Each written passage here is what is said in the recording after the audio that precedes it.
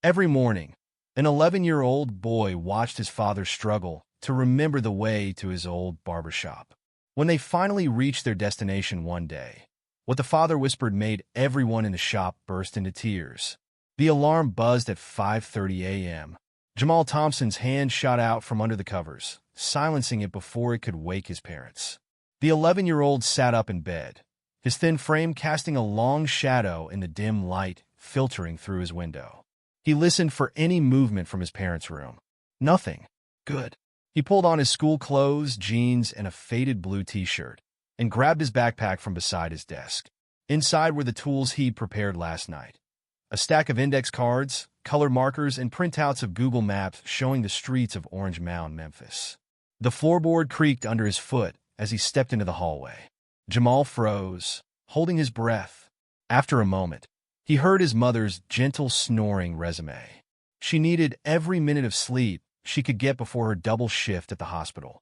In the kitchen, Jamal spread his materials across the table. The morning sun hadn't risen yet, and the only light came from the dim bulb above the stove. He uncapped a red marker and began labeling the index cards with street names and landmarks. Beale Street, he wrote in careful block letters. Hernando Street, South Main. A thud from his parents' room made him jump. His father's heavy footsteps shuffled down the hall, followed by confused mumbling. "Mom? Dad?" Robert Thompson's voice carried a note of panic. "Where are you?" Jamal quickly gathered his materials and shoved them into his backpack. "I'm in the kitchen, Dad. It's me, Jamal." His father appeared in the doorway, wearing striped pajamas and a lost expression. His gray hair stuck up on one side, and his eyes darted around the room, trying to make sense of his surroundings. "Jamal?" Robert squinted at him. "What time is it?" "Just after 5:30, Dad. You should go back to bed." "Mom's still sleeping." Robert ran a hand over his face. No. I need to get ready. Got appointments at the shop today." He shuffled to the coffee maker and stared at it blankly. "Here, let me help." Jamal moved beside his father and walked him through the steps. "Filter goes here. Coffee grounds. Water." He pressed the button, and the machine gurgled to life. "I know how to make coffee," Robert snapped, then immediately softened. "I'm sorry, son. I knew how to do it yesterday." "It's okay, Dad. The doctor said there'll be good days and bad days." Robert nodded absently, his eyes fixed on the family photos lining the wall. He walked over and touched one, a younger version of himself in front of his barber shop, clippers in hand, smiling broadly. "That was opening day," he said. "Corner of Beale and—" His voice trailed off. Jamal watched his father's fingers tremble against the glass. "Beale and 3rd, Jamal supplied quietly. Right? Robert's voice cracked. "I used to know every street in this neighborhood. Could drive them blindfolded." He turned to Jamal, eyes bright with tears. "How do I get there now?" "The shop. I can't remember the way." Jamal's chest tightened. He pulled out one of his index cards. "Look, Dad. I made these to help. See? Beale Street has the red star, because that's where the blues clubs are. Your shop has the blue circle." Robert took the card with shaking hands. "You did this for me? I'm making more. One for each turn we need to take." His father's shoulders slumped. "You shouldn't have to do this. I'm supposed to take care of you, not the other way around." The coffee maker beeped. Jamal poured a cup and pressed it into his father's hands. "We take care of each other. That's what family does." They sat at the kitchen table as dawn crept into the sky. Robert sipped his coffee while Jamal showed him the route cards, explaining his system. Red for major streets, blue for landmarks, green for turn signals. Sarah Thompson found them there an hour later, dressed in her nurse's scrubs. She kissed them both on the head. "You two are up early." "Jamal's helping me remember the routes," Robert said proudly, though his voice wavered. Sarah's smile didn't quite reach her eyes. "That's wonderful, honey. But maybe we should talk about taking a break from driving for a while." Robert's hand clenched around his coffee mug. "I can still drive. I just need a little help remembering." "The doctor said dash." "I know what the doctor said." Robert stood abruptly, coffee sloshing onto the table. "I'm not an invalid. I can still do things. He looked around the kitchen, confusion clouding his features. "I need to get ready for work." "Dad," Jamal said gently, It's Saturday. The shop's closed today. Robert blinked rapidly. Saturday? But I thought. He sank back into his chair, deflated. Sarah grabbed paper towels to clean up the spilled coffee. Robert, honey, why don't you rest today? We can talk about the driving later. But Robert was already pushing himself up. No, I need to check on the shop. Make sure everything's locked up. He headed for the bedroom to dress. Sarah and Jamal exchanged worried looks. They both knew what would happen next. Robert would get halfway to the shop, become disoriented, and either the police would bring him home or they'd get a call from a concerned neighbor who found him wandering. I'll go with him, Jamal said, pulling out his route cards. His mother touched his cheek. Baby, you shouldn't have to deal with this. You're just a child. I want to help. Jamal straightened his shoulders. I can keep him safe. Sarah's eyes filled with tears. She pulled him into a tight hug. You're such a good boy. But promise me you'll call if anything happens. I can leave work early if I need to. We'll be okay, Mom. I got it all mapped out. They heard drawers slamming in the bedroom, followed by Robert's frustrated voice. Where are my shoes? Sarah? Where did you put my shoes? Sarah wiped her eyes. Under the bed, honey. Right where you always keep them. I knew that, Robert called back. I knew that. But they could hear the tremor in his voice, the fear beneath the frustration. Jamal pulled out his final index card, a detailed drawing of the bedroom, showing where everything was kept. He'd make copies later, put one in every room if he had to. His father emerged fully dressed but with his shirt buttoned wrong. Without a word, Jamal helped him fix it, then handed him the car keys and the stack of route cards. Ready, Dad? Robert stared at the cards, then at his son. For a moment, lucidity shone in his eyes. I'm scared, Jamal. What if I forget where we are? What if I forget you? Jamal took his father's hand. Then I'll help you remember. That's what these cards are for. And I'll always be right here beside you. Robert squeezed his hand, nodded once, and together they stepped out into the morning light. The first test of Jamal's system lay ahead, a journey of just a few miles that had become a mountain to climb. But they would climb it together, one careful step at a time. The library computer hummed quietly as Jamal typed. How to help someone with Alzheimer's remember directions. The school cafeteria bustled behind him, but he barely noticed the noise. His sandwich sat untouched beside the keyboard. Hey, Jay, you coming to play basketball? Marcus called from across the room. Not today, Jamal answered without looking up. His eyes scanned the search results, clicking links and taking notes in his worn spiral notebook. The bell rang, signaling the end of lunch. Jamal quickly copied down one last website address about memory techniques. His stomach growled, reminding him of his uneaten lunch, but there wasn't time now. He had to get to geography class.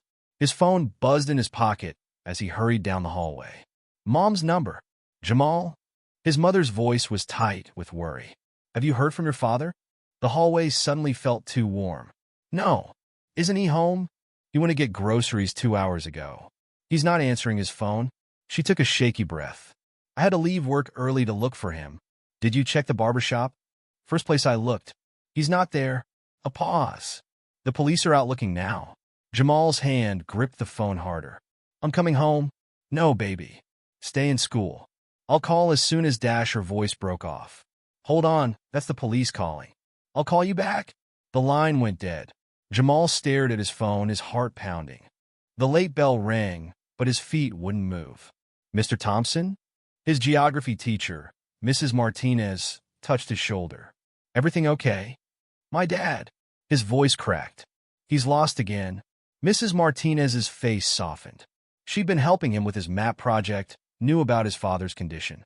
Go to the office. Call your mom. I'll email you today's assignment. Jamal ran, not to the office, but straight out the school's front doors. The autumn air hit his face as he sprinted down familiar streets, checking every corner store and parking lot along the way. His backpack bounced against his spine with each step. His phone buzzed again. Mom, they found him, she said before he could speak. He's okay. He was at the old market on Jackson Street. But that closed years ago. I know, baby. He got confused. Thought it was still there. She sounded exhausted. The police are bringing him home now. Jamal changed direction, running toward home. He arrived just as a police cruiser pulled up to their house. His father sat in the back seat, staring straight ahead. Officer Wilson, who'd brought his father home twice before, opened the car door. "Mr. Thompson? We're here." Robert didn't move.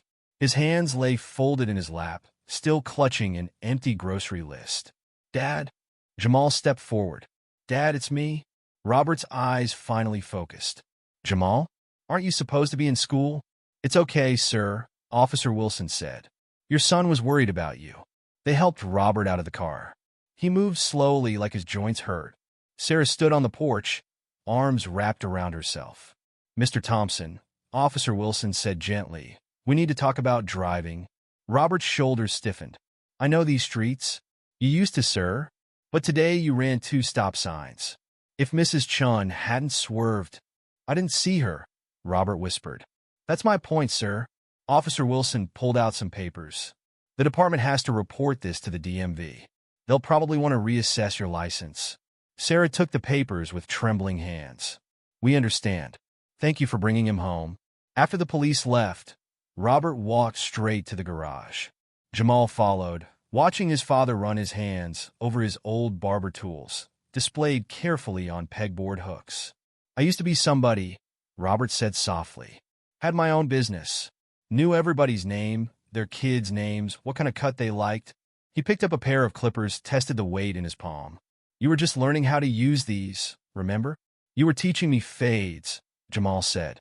"Said I had steady hands." Robert smiled faintly. "You do. Like a surgeon." The smile faded. "I got lost today. Couldn't remember how to get home." His hands started shaking, and the clippers clattered back onto the pegboard. Jamal moved closer, but his father held up a hand to stop him. "Give me a minute, son. Just give me a minute." Through the garage window, Jamal saw his mother on the phone, probably calling the social worker again. Ms. Patterson had visited twice already, asking questions about their support system and contingency plans. Robert sank onto a workbench, his head in his hands. Jamal could see his father's shoulders shaking, hear the muffled sobs he tried to hide. The boy slipped away quietly, returning to his room. He pulled out his notebook, reviewing the research he'd done during lunch. One website suggested using photographs of landmarks instead of just written directions. Another recommended creating memory triggers with music and familiar scents. Jamal opened his laptop and pulled up a map of their neighborhood. With careful attention to detail, he began marking every landmark his father might recognize. The old blues club where he used to get his hair cut as a teenager, the church where he'd met Mom, the park where he'd taught Jamal to ride a bike. The sun was setting when Sarah called them for dinner. Robert came in from the garage, eyes red but dry. They ate in silence until Sarah cleared her throat. "The social worker is coming tomorrow morning." Robert's fork scraped against his plate. "We don't need her. Robert, please. She's trying to help. Help take away my keys? Help put me in a home?" His voice rose. "I'm not going anywhere. This is my house. My neighborhood." "Nobody's talking about homes," Sarah said softly. "But we need to be realistic about the driving." Robert pushed his plate away. "I've just got a little turnaround today. Could happen to anybody." "You were 20 miles from home, Robert. Going the wrong way on a one-way street. I can still drive." Robert slammed his hand on the table. The water glasses jumped. "I'm not useless." Jamal flinched at the noise. His father immediately deflated. "I'm sorry," Robert whispered. "I didn't mean to." "I'm sorry." Sarah reached for his hand, but he pulled away, stumbling to his feet. "I need some air." They watched through the window as he paced the front yard, stopping occasionally to stare at the street signs as if trying to memorize them. "He's scared," Jamal said. Sarah pulled him close, kissing the top of his head. "We all are, baby." Later that night, after his parents went to bed, Jamal crept downstairs with his laptop. He had work to do. The neighborhood map was taking shape, each landmark carefully noted and color-coded. He added photos he'd found online. The neon signs on Beale Street, the old marquee at the Malco Theater, the distinctive blue awning of his father's barbershop. Tomorrow he'd start taking his own pictures. Better ones. Close-ups of the things his father would recognize. The crack in the sidewalk outside the shop that looked like a lightning bolt, the mural of B. King on the corner building, the twisted oak tree that had survived 3 hurricanes. His father's keys lay on the kitchen counter, catching the moonlight. Soon, they tried to take those away. But maybe if Jamal's system worked, if he could help his father navigate safely. He worked until his eyes burned, until the first hint of dawn crept through the windows. One by one, he connected the dots, building a web of memory anchors to help his father find his way home. Upstairs, he heard his father's familiar shuffling steps, followed by the quiet murmur of his voice reciting street names in the dark. Sunday morning came with the smell of rain. Robert Thompson stood at the kitchen window, car keys clutched in his hand, watching the clouds gather overhead. The social worker's business card lay on the counter, her words from yesterday's visit still hanging in the air. It's time to consider alternatives to driving. I'm going to the shop, he announced as Sarah prepared for her hospital shift. She froze in the middle of packing her lunch. Robert, we talked about this one last time? His voice was quiet but firm. I need to do this, Sarah. One last time my way. Dad? Jamal appeared in the doorway, already dressed despite the early hour. I'll go with you. Robert's hands trembled slightly as he gripped the keys tighter. You don't have to, son. I want to. Jamal pulled his backpack from behind the door, full of his maps and memory cards. Please. Sarah looked between them, worry creasing her forehead. The social worker said, I know what she said. Robert cut in. Everyone keeps telling me what I can't do. Just let me have this morning. Thunder rumbled in the distance. Sarah wiped her hands on her scrubs, then pulled out her phone. You call me the minute you get there. And again when you're heading home. We will, Mom, Jamal promised, already moving toward the door before she could change her mind. Outside, the air felt heavy with approaching rain. Robert stood beside the old Buick, key raised halfway to the lock, then stopped. Maybe this isn't. His voice trailed off. It's okay, Dad. Jamal pulled out one of his index cards. Look, first step. Unlock the driver's side door. Blue key with the rubber grip. Robert nodded, focusing on the simple instruction. The key slid home. Inside the car, his hands shook as they gripped the steering wheel. Jamal watched his father's knuckles turn white with tension. Turn the key, Jamal prompted gently. Push the brake first. The engine coughed to life. Robert sat perfectly still, staring through the windshield at their familiar street. Which way? Right at the corner. Look for Mrs. Johnson's yellow roses. They pulled away from the curb slowly. Robert's breathing came in short bursts as he concentrated on each movement. At the corner, he turned right without signaling. Blinker, Dad, Jamal reminded him. Right? Sorry. The turn signal clicked belatedly. I used to do this without thinking. They made it 3 blocks before the first wrong turn. Instead of taking South Parkway, Robert turned onto a residential street. Dad, this isn't Dash. I know where I'm going, Robert snapped. But his eyes darted frantically between houses he didn't recognize. This leads to. A car honked behind them as Robert slowed to a crawl. He jerked the wheel, pulling over so suddenly that Jamal's seatbelt locked. I don't know where we are, Robert whispered. His hands fell from the wheel. Everything looks wrong. Rain started to patter against the windshield. Jamal pulled out his neighborhood map, now laminated against weather and wear. We're on Castalia Street, Dad. See this blue house on the corner? That's where Marcus lives. Remember Marcus? He mows our lawn sometimes. Robert squinted at the house, recognition slowly dawning. With the red bicycle? That's right. To get back on track, we just need to turn around. There's a wide driveway right there. The rain fell harder as Robert carefully maneuvered the car.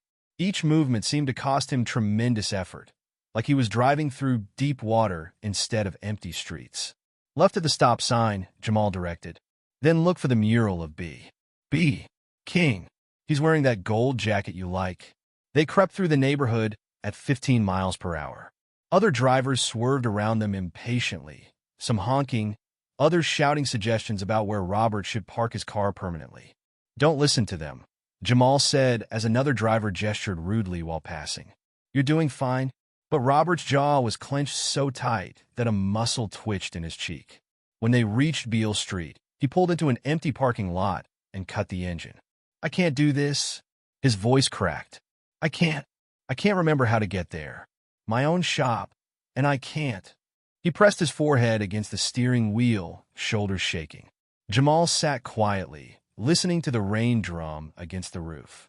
When I was little, Jamal said finally, you used to tell me stories about learning to cut hair. About your first day of barber school? Robert lifted his head slightly. What? You said you were so nervous. Your hands shook. But your teacher told you something. What was it? Take it one stroke at a time, Robert whispered. Don't think about the whole haircut. Just focus on the next stroke. Maybe that works for driving too. Don't think about the whole trip. Just the next turn. Robert straightened slowly, wiping his eyes. One stroke at a time. Right here, right now, we need to turn left on Beale. See the neon guitar sign? It's shaped like a B for Beale. The engine started again. Robert checked his mirrors, used his signal, and made the turn. Good, Jamal encouraged. Now look for the red brick building with the green door. That's where you got your first haircut. Block by block, landmark by landmark, they made their way through the rain-slicked streets. Robert's grip on the wheel gradually loosened. His breathing steadied. The barber shop appeared ahead, its blue awning dark with rain. Robert parked carefully, lining up between the faded white lines just as he had thousands of times before. But he didn't get out. He sat staring at the familiar storefront, at the gold lettering spelling out Thompson's Barbershop on the window. We made it, Dad. Yeah. Robert's voice was barely audible. But I needed my 11-year-old son to guide me here like how you guided me when I was learning to walk, or ride a bike, or cut hair. Robert turned to look at his son, really look at him for the first time that morning. Rain tapped against the windows, creating a cocoon around them. When did you get so wise? Must be those Thompson jeans, Jamal grinned. A choked laugh escaped Robert's throat. Then another. Soon both father and son were laughing, the sound filling the car as the rain continued to fall. The shop's door opened, and old Mr. Jenkins peered out, waving when he spotted them. You coming in, Rob? He called. Got my usual chair waiting. Robert gripped the keys, then slowly handed them to Jamal. Hold on to these for me, son. I think I'm ready to be the passenger for a while. They stepped out into the rain together, Robert's hand firm on Jamal's shoulder, no longer guiding, but being guided. One stroke at a time. Jamal spread his materials across the kitchen table in the pre-dawn light. Colored markers, fresh index cards, and a new laminated map lay before him. Yesterday's rain had damaged some of his original cards, showing him the need for better weatherproofing. Red for stops, he muttered, marking the map. Blue for landmarks. Green for go. He heard his father's footsteps before sunrise, earlier than usual. Robert appeared in the doorway, already dressed. You're up early, Dad. Couldn't sleep? Robert moved to the coffee maker, then stopped staring at it. Is this? Do I? Filter first, Jamal said without looking up. Then coffee. Then water. Robert's hands shook as he prepared the coffee. I knew that. Just needed a reminder. Jamal held up a new card. I made something different today. Instead of street names, I used pictures. See? This is Danny's Diner with a broken neon sign. When you see it, turn right. Robert studied the card. Pictures might be better. Words get jumbled sometimes. They spent the next hour reviewing the new system. Jamal had taken photos of every major landmark between their house and the barbershop, creating a visual path his father could follow. Ready to try it? Jamal asked as the sun rose. Robert gripped his coffee mug tighter. What if yesterday wasn't just luck? Then we try again, and again, until it works. Sarah found them studying the cards when she came down for her shift. She kissed them both, trying to hide her worry. Be careful, she said, touching Robert's cheek. Maybe wait until later when there's less traffic. But Robert was already standing, keys in hand. Have to do it now, before I lose my nerve. The morning air was crisp, autumn leaves skittering across the sidewalk. Robert sat behind the wheel, breathing deeply. First landmark? He asked. Mrs. Johnson's yellow roses, Jamal said, holding up the photo. Then the blue house where Marcus lives. They pulled away from the curb. Robert drove slowly but steadily, eyes scanning for each visual marker. They made it 4 blocks without incident. Then the light turned green at Parkway, and Robert froze. Cars honked behind them. A truck swerved around, its driver shouting something angry out the window. "Dad? The light's green." I know, but Robert's knuckles whitened on the wheel. "Which way?" "I can't remember which way." More horns blared. Jamal held up the next photo, the mural of B. King. "Look for this, Dad. It's just past this light." Robert pressed the gas, but his foot shook so badly the car jerked forward. Someone laid on their horn, the sound long and angry. "Pull over," Jamal said quickly. "Right here by the convenience store." They sat in the parking lot while Robert's breathing steadied. A police car cruised past slowly, the officer eyeing their vehicle. "Maybe your mother's right," Robert whispered. "Maybe I should stop." "No." Jamal pulled out his map. "We just need to adjust the system. Look, what if we use colors instead? Every turn has a color. Red for right, blue for left. Like my old barber pole," Robert said softly. "Red, white, and blue, spinning around." "Exactly. And we can match the colors to things you already know. Like your barber pole." They spent 20 minutes color-coding the route. When they pulled back into traffic, Robert seemed more confident. "Red like the pole," he muttered at each right turn. "Blue like my shop, awning for left." They were 2 blocks from the shop when a car cut them off, forcing Robert to brake hard. The cards scattered across the floor. No. Robert's hands fluttered uselessly at the wheel. "I can't." "Which way?" "Jamal, I can't remember." "It's okay, Dad.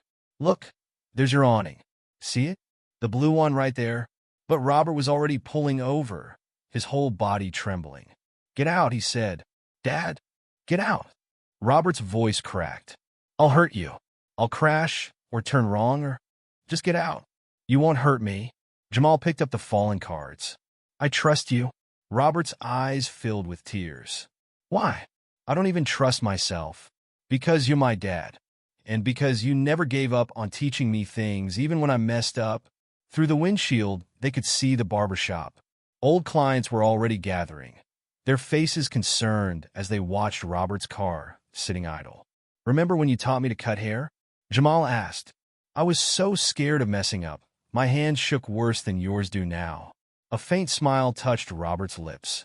"You nearly gave poor Mr. Jenkins a bald spot. But you didn't yell. You just put your hands over mine and helped me guide the clippers." Jamal held up the next direction card. "Let me help guide you now." Robert wiped his eyes with shaking hands. Slowly, carefully, he put the car in drive. They parked in front of the shop 10 minutes later.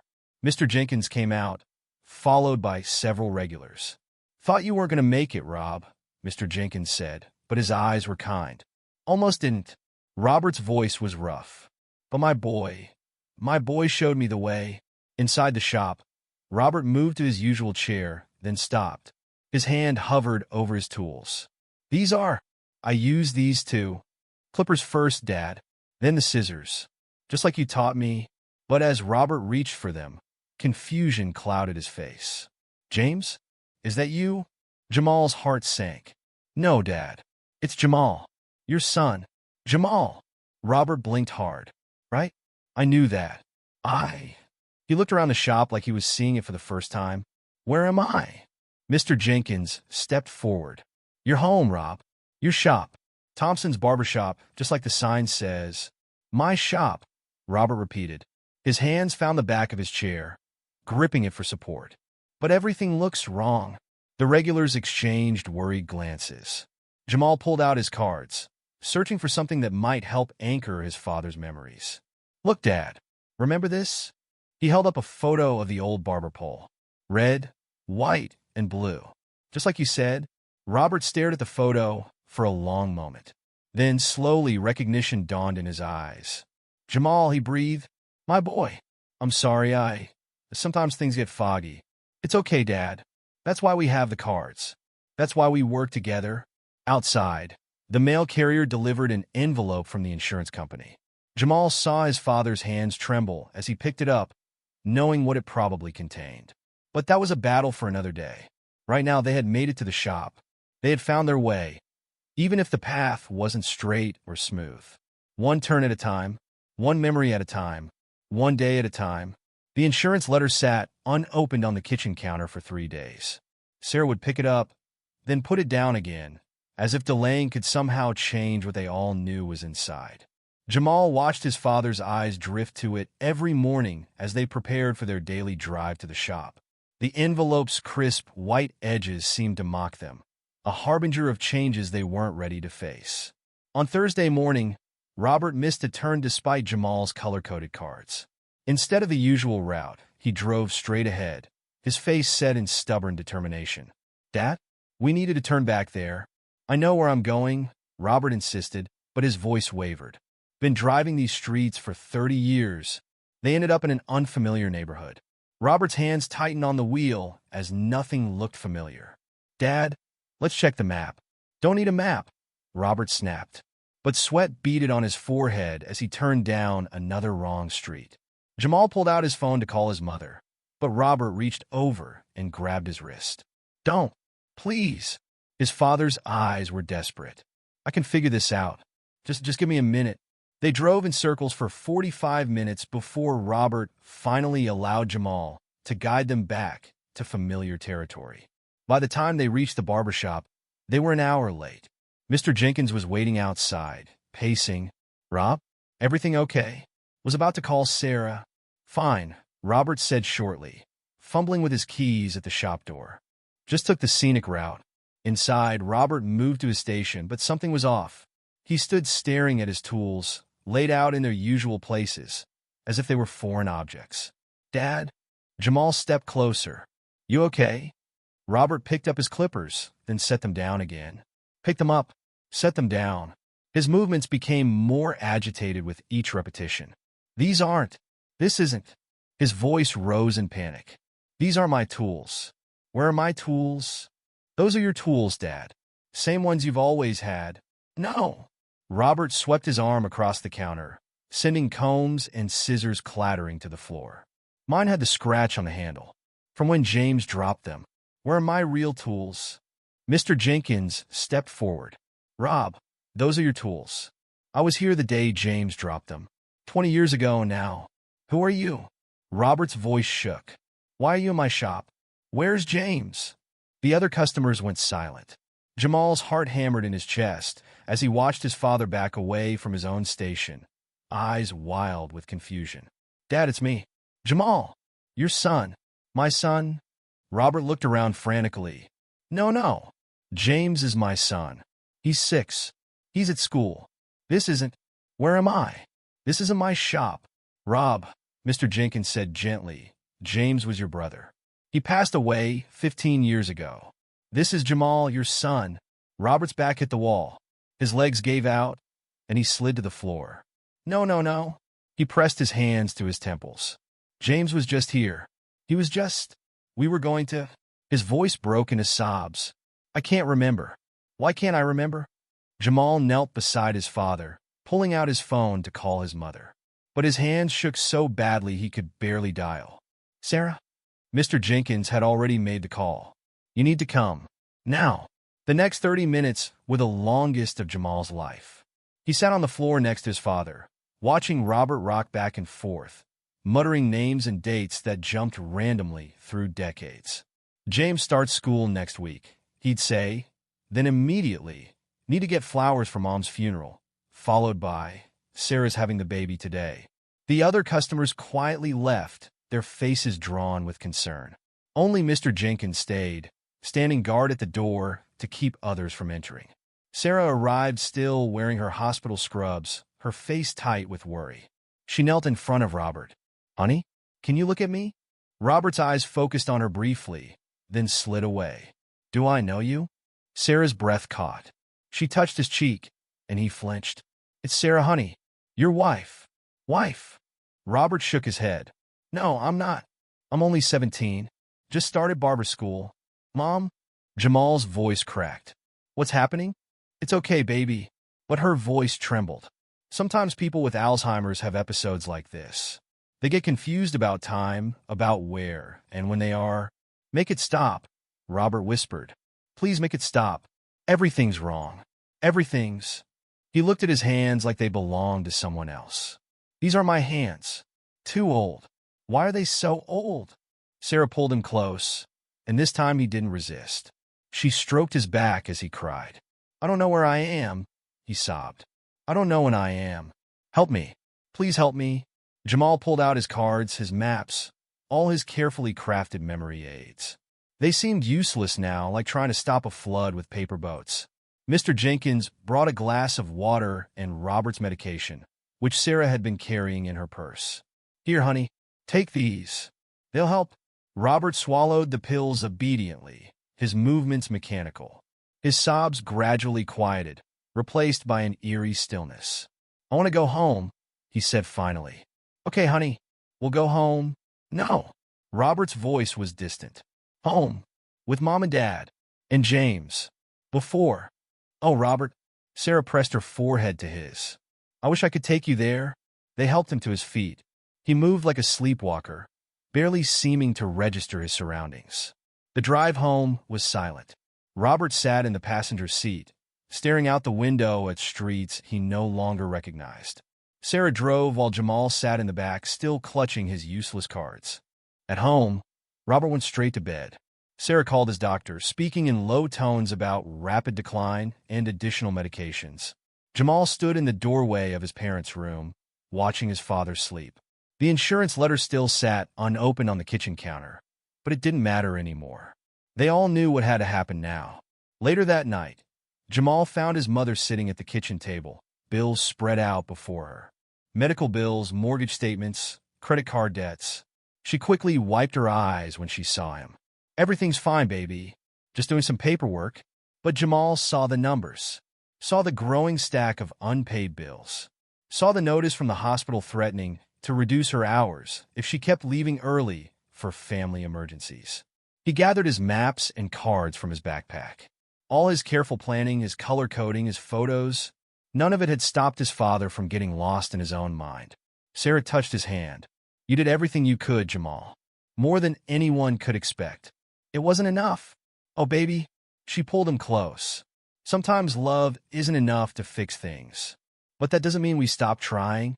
Upstairs, they heard Robert's voice, talking to people who weren't there, reliving moments from a past that seemed more real to him than the present. Jamal looked at his mother, saw the exhaustion in her eyes, the worry lines that seemed deeper every day. What do we do now? Sarah gathered the bills into a neat pile. We keep going, one day at a time, and we love him through it all, even when he forgets how to love us back. The kitchen filled with early morning light as Jamal reworked his navigation system for the fourth time that week. The old cards lay in a pile, marked with X's where they'd failed. His new approach focused on shorter routes, breaking the journey into smaller segments.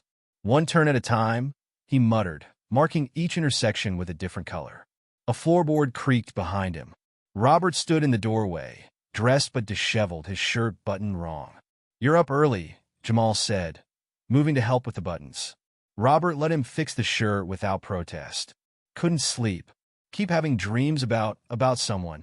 James, I think, but I can't see his face clearly. Your brother, Jamal said quietly. He used to work in the shop with you, right? Right? Robert rubbed his temples. Sometimes I remember things, but they feel like stories someone told me. Not like things that really happened to me. Sarah appeared, already in her nurse's scrubs. Dark circles shadowed her eyes. She'd picked up extra night shifts to cover the mounting bills. Morning, boys. She kissed them both, then noticed the maps on the table. Jamal, honey, maybe we should take a break from the driving for a while. After what happened? No, Robert said firmly. It was the clearest his voice had been all week. I need to try. Please. Sarah exchanged a worried look with Jamal. The insurance company had made their decision. Robert's license would be suspended in 2 weeks. They hadn't told him yet. Just to the end of the block today, Jamal suggested. We'll practice the short route I mapped out. Robert nodded, grip tightening on his coffee mug. Short route. I can do that. Sarah watched them from the porch as they got into the car. Robert sat behind the wheel, hands hovering uncertainly. Keys first, Dad, Jamal prompted. Right? Keys. Robert fumbled with them. Then seatbelt. Good. Now look at this card. See the yellow house on the corner? That's our first turn. They pulled away from the curb slowly.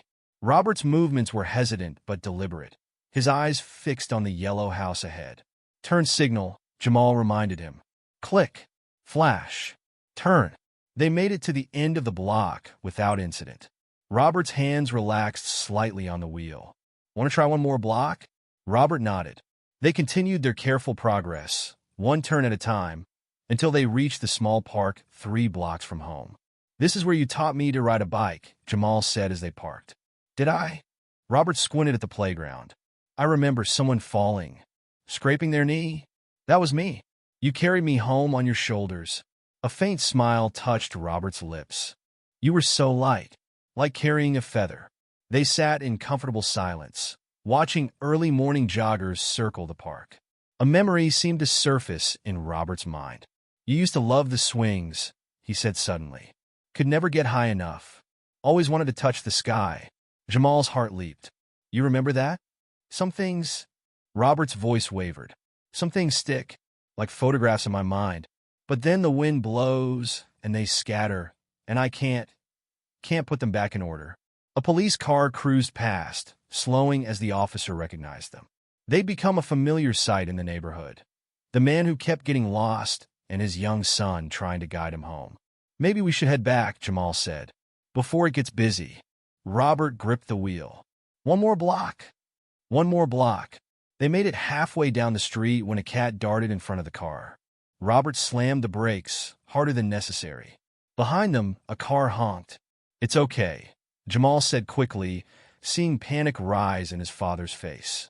Just ease off the brakes slowly. But Robert's foot stayed locked on the pedal. His breathing came in short gasps. I can't. Which way is? Everything looks wrong. A car swerved around them, its driver shouting something angry. Robert flinched at the noise. Dad, look at me. Jamal kept his voice steady. Remember the yellow house? We just need to turn around and follow it home. Yellow house, Robert repeated. Yellow, like Sarah's dress. At our wedding.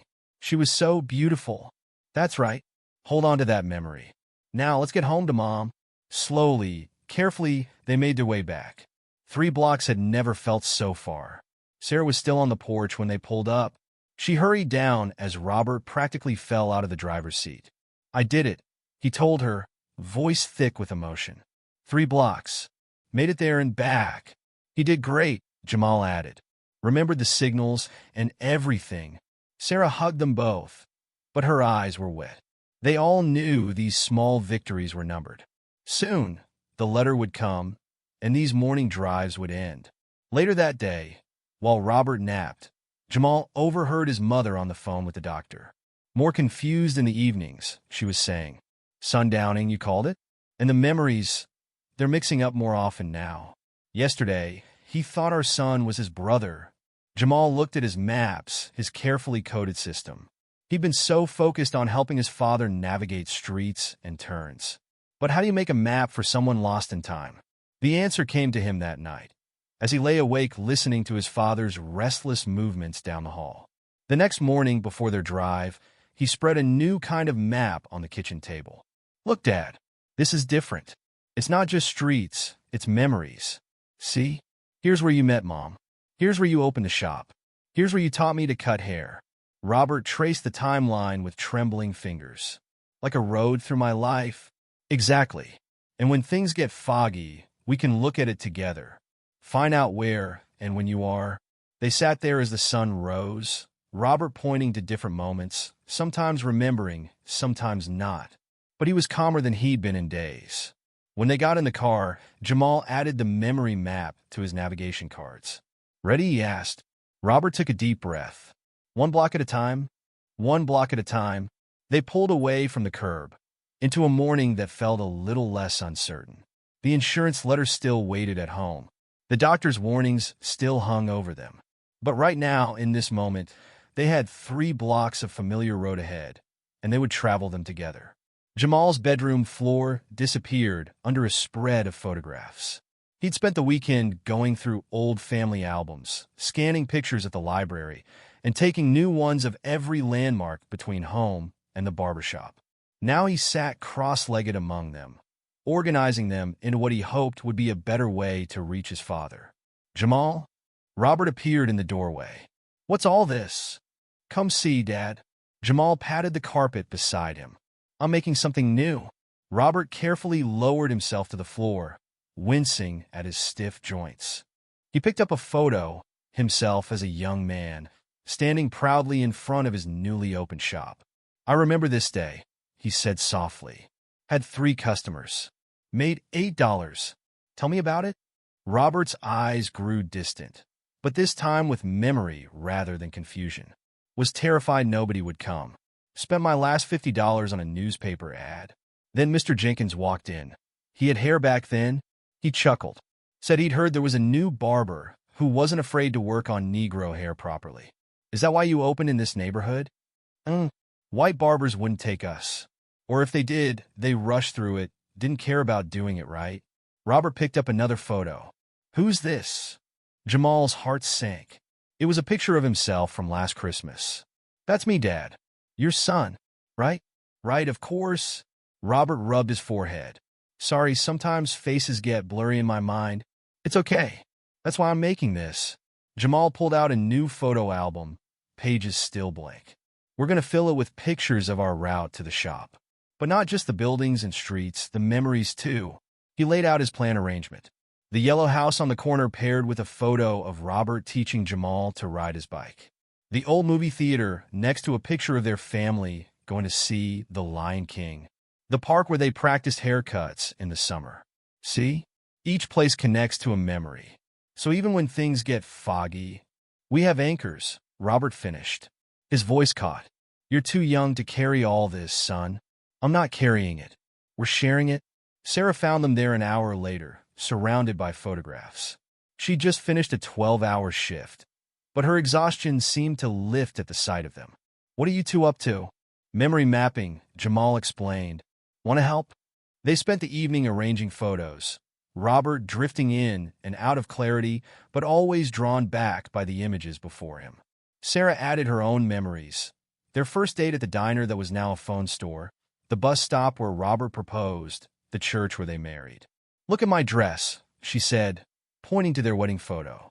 "Yellow like sunshine." "I remember," Robert said immediately. "You were so beautiful. Are so beautiful." He touched her face with trembling fingers. "Even when I forget other things, I remember that." The next morning, they tried the new system. Each landmark now had a personal memory attached, a story that belonged only to them. "See that crack in the sidewalk?" Jamal pointed as they drove slowly past. "That's where you taught me to jump rope. Said I had to learn so I could handle the rhythm of cutting hair." Robert smiled. "You tripped over your own feet. You remember some things?"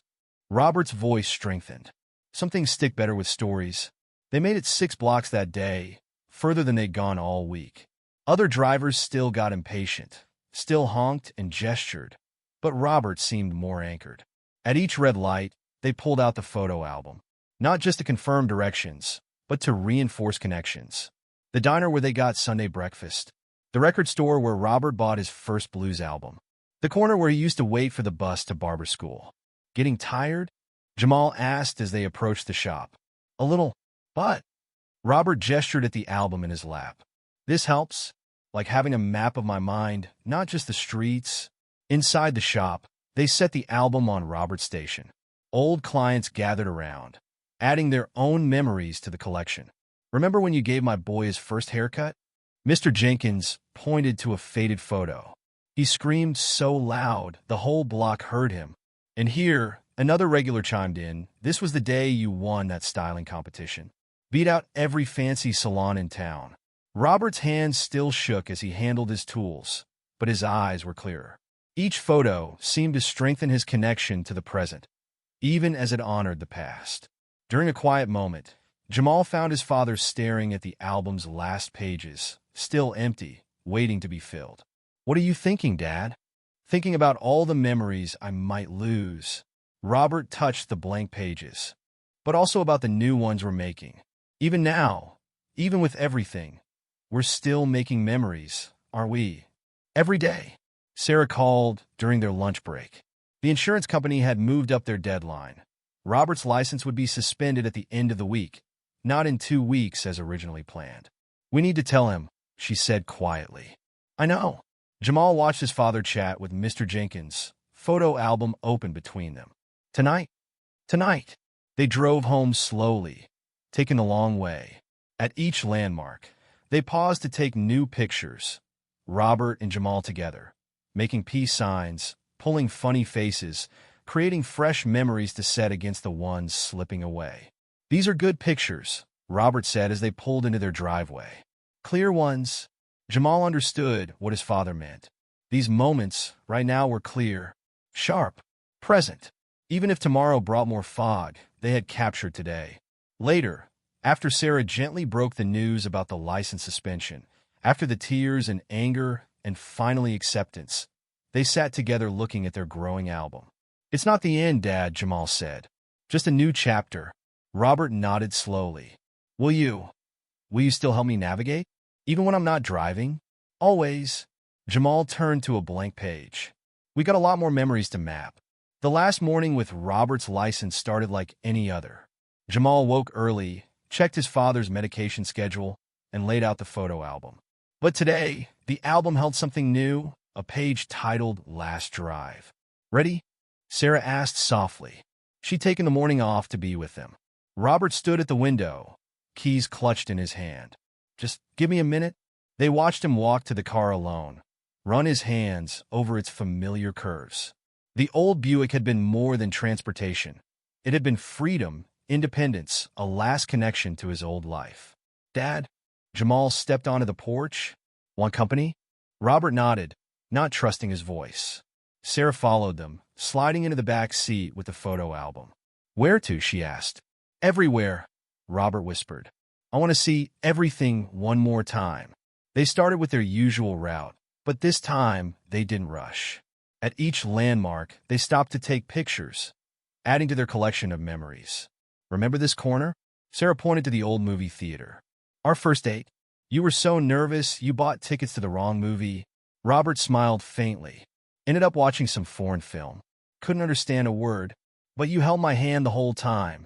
They drove past the park where Jamal learned to ride his bike, the church where they'd celebrated holidays, the diner where they had countless Sunday breakfasts. "Pull over here, Dad," Jamal said when they reached Danny's diner. "I want one more picture." The morning waitress recognized them, brought out coffee without being asked. They sat in their usual booth, Robert running his fingers over the familiar scratches in the tabletop. "First time we came here," he said slowly. "You could barely see over the table, Jamal. Had to sit on phone books. You remember that?" "Some memories." Robert tapped his temple. "Some stick harder than others. Like they got hooks in them." They ordered breakfast. Eggs over easy for Robert, chocolate chip pancakes for Jamal, toast, and coffee for Sarah. "Just like always." "We can still come here," Sarah said, watching Robert cut his eggs into precise squares. "Nothing has to change except who drives." But they all knew things would change. We're already changing. The fog in Robert's mind grew thicker each day, scattered moments of clarity becoming rarer. Back in the car, they continued their journey. Robert drove more slowly than usual, but today no one honked or rushed them. Maybe something in their expressions warned other drivers to be patient. "The barbershop next?" Jamal asked. Robert shook his head. "Not yet. One more stop first." He turned down a street they rarely visited anymore, pulling up in front of an old cemetery. Sarah's breath caught. "Robert, need to say goodbye to James?" They followed him through the quiet rows until he stopped at a simple headstone. Robert Thompson Sr., and beside it, James Thompson, beloved son and brother. "Used to visit every week," Robert said. "Then every month. Then—" He pressed his hands to his face. "I forgot. How could I forget my own brother? My own father?" "You didn't forget them," Sarah said gently. "Their stories are still in here." She touched his heart. "And now they're in our album too." Jamal took out his camera, captured the morning light on the headstones. Another page for their memories. The barbershop was busy when they arrived, but everyone fell quiet as Robert walked in. Mr. Jenkins stepped forward. "Special day today, Rob?" "Last drive," Robert said simply. Understanding passed through the shop. One by one, customers stood, offering handshakes, hugs, words of encouragement. "We'll pick you up, man. Just say when." "My boy can drive you, Mr. Thompson. Anytime. This is still your home, Rob." "That ain't changing." Robert moved to his station, picked up his tools with shaking hands. "One more cut?" For old time's sake. Mr. Jenkins settled into the chair. Make it good, Rob. Like old times. They all watched as Robert worked, his movements slower than before, but still precise. Years of muscle memory guided his hands, even when his mind wavered. There, he said finally, lowering the clippers. How's that? Perfect, Mr. Jenkins said, though everyone could see the cut was slightly uneven. Just perfect. Jamal took more pictures, Robert with his tools, with his customers, with the old barber pole outside. Each image a piece of history they could hold on to. The drive home was silent. Robert took the long way again, lingering at each familiar sight. When they pulled into their driveway for the last time, he sat with the engine running. I'm not ready, he whispered. Sarah reached forward, squeezed his shoulder. I know, honey. What if? His voice cracked. What if I forget how to get home? That's why we made the album, Jamal said. And while I'll always be here to help you remember. Robert turned off the engine. Slowly, he removed his keys from the ignition and handed them to Sarah. His hands shook, but his voice was steady. Keep these somewhere safe? Just in case I forget, I'm not supposed to drive anymore. They sat in the car together, watching the sun climb higher. Another memory for their album. Another moment to hold on to before it slipped away. What now? Robert asked finally. Jamal pulled out the album, turned to the blank pages at the back. Now we start a new chapter. Different kind of journey, same destination. Home, Sarah said softly. Home, Robert repeated, tasting the word like it might vanish. As long as I can find my way back here. To you too. That's enough. They got out of the car together, leaving behind one kind of freedom, but holding tight to another. The freedom to love, to remember, to keep trying even when the path grew dark. Dawn painted the sky purple as Jamal helped his father knot his tie. Their morning routine had shifted since the license suspension 2 weeks ago, but they still woke early, still reviewed their route over coffee. Mr. Jenkins is picking us up today, Jamal reminded him. Robert nodded, fingers tracing the familiar path in their photo album. Blue house on the corner. Yellow roses. Record store. The old Buick sat covered in the garage now, but they'd found new ways to navigate. Different clients volunteered to drive Robert each day, creating a schedule that kept him connected to his world. A horn honked outside. Mr. Jenkins' red pickup truck idled in their driveway. Morning, Rob, he called through the open window. Ready to make me beautiful? Robert managed a smile, though his hands clutched the photo album tighter. These rides still felt strange, being a passenger in someone else's car, watching the familiar route from a different angle. Got your maps? Sarah asked, handing them lunch bags. All here? Jamal patted his backpack. And extra copies just in case. They climbed into the truck, Robert in front, Jamal in back. Mr. Jenkins drove, slower than usual, letting Robert call out the turns. Left at the diner, Robert said. That's where we get Sunday breakfast, Jamal supplied. Remember last week? You got eggs over easy, right? Eggs over easy. Robert's voice strengthened. And you always get chocolate chip pancakes? These moments of clarity came and went like sun through clouds. But they'd learned to catch them, hold them, add them to their growing collection. The barbershop was quiet when they arrived. Early morning light slanting through the windows. Robert moved to his station, arranged his tools with careful precision. Good crowd coming today, Mr. Jenkins said. Word got around about your special touch with the clippers. Robert picked up his tools, tested their weight in his hands. Some days they felt foreign, but today they settled naturally into his grip. His first client arrived, a young boy for his first haircut, eyes wide with nervousness. Just like you, Robert said to Jamal. Your first cut. You were scared too.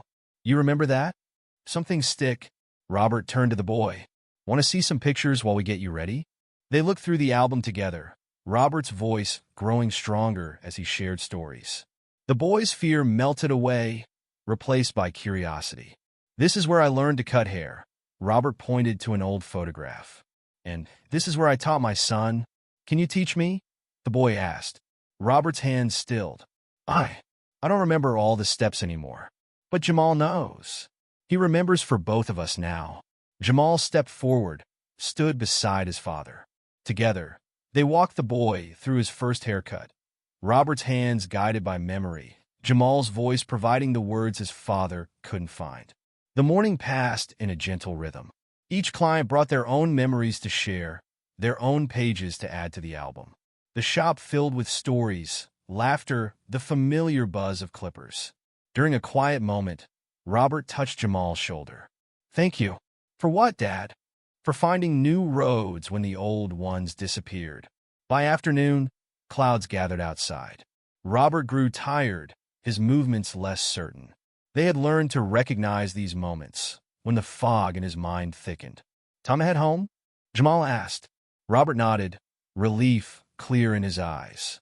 Mr. Jenkins grabbed his keys, but another regular stepped forward. "Let me take them today," he said. "Been meaning to show Rob my new car stereo anyway."